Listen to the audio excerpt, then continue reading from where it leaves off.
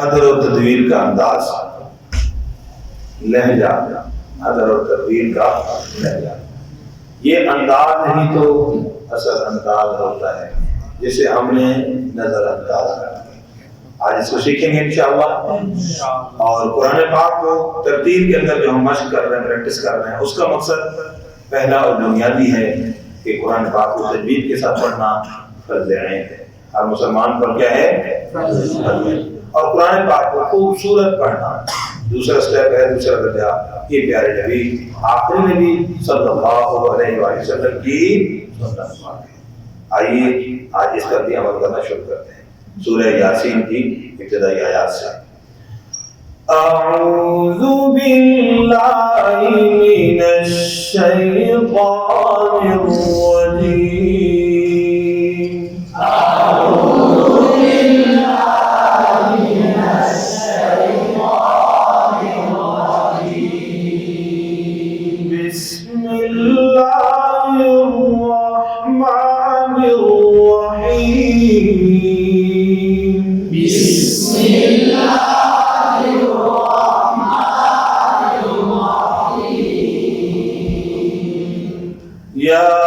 यासीन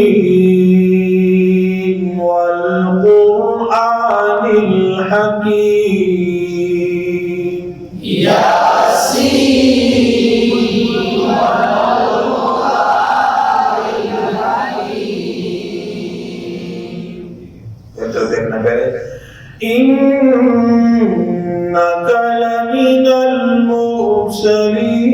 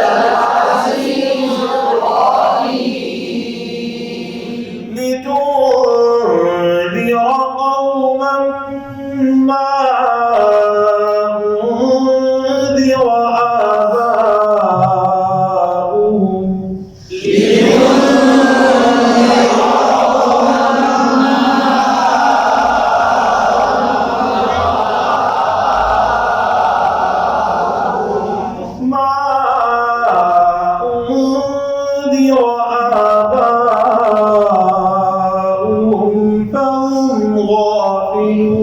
अक्सरिहिम फ़हुम ला युमिनून।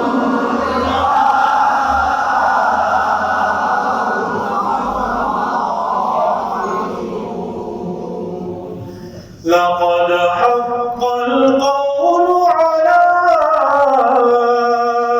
अक्सरिहिम फ़हुम ला युमिनून।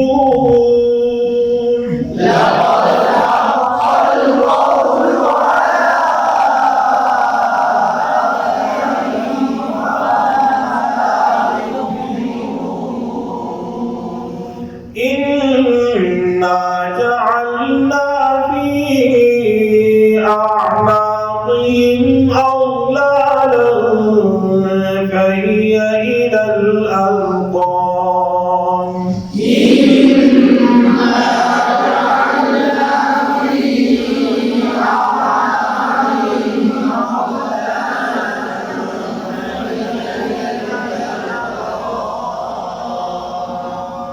तो ये वक़्फ़ की निशानी है, आधा लगा लीजिएगा। فهي إلى الأذقان فهم مقمحون فهي إلى الأذقان فهم مقمحون وجعلنا من بين أيديهم سدا ومن خلفهم سدا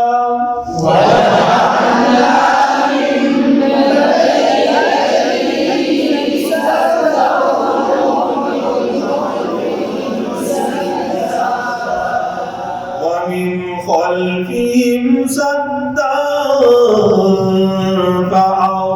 فأغشيناهم فهم لا يبصرون ومن خلفهم سدا